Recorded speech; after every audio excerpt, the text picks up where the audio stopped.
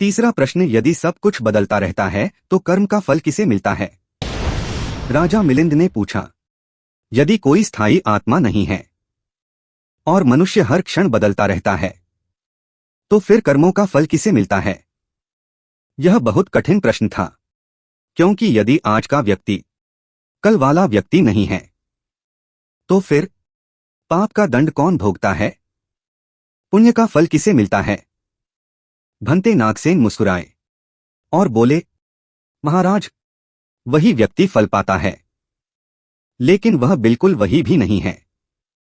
राजा भ्रमित हो गए। तब नागसेन ने एक उदाहरण दिया, आम का पेड़ उदाहरण। उन्होंने पूछा, यदि कोई व्यक्ति आम का बीज बोए और कुछ वर्षों बाद पेड़ उगे, फिर उस पेड़ पर फल आए, तो क्या वह फल उसी बीज के कारण आया है? राजा बोले, हाँ, उसी बीज के कारण। नागसेन ने कहा, लेकिन बीज अब वही पुराना बीज तो नहीं रहा, वह बदलकर पेड़ बन गया।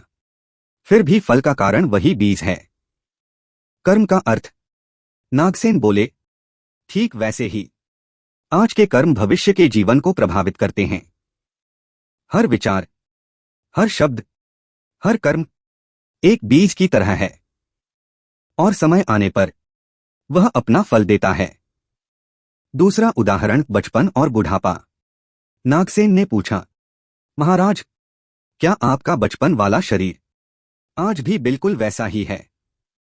राजा बोले, नहीं, लेकिन क्या वह बच्चा आपसे पूरी तरह अलग था? राजा बोले, नहीं, वही मैं था। तब नागसेन बोले, यही कर्म का रहस्य है। सरल अर्थ, बौद्ध धर्म कहता है, व्यक्ति हर क्षण बदलता रहता है, लेकिन कारण और परिणाम की धारा चलती रहती है। इसलिए कर्मों का फल अवश्य मिलता है। अर्थात न पूरी तरह वही, न पूरी तरह अलग, यही मध्यम सत्य है। मुख्य शिक्षा, हर कर्म का परिणाम होता है। बुरे कर्म दुर्ख लाते हैं, अच्छे कर्म शांति और सुख लाते हैं। इसलिए जागरूक होकर जीवन जीना चाहिए। यही कर्म सिद्धांत की गहरी समझ है। अगले भाग में राजा मिलिंद पूछेंगे, निर्वाण क्या है और उसे कैसे अनुभव किया जा सकता है?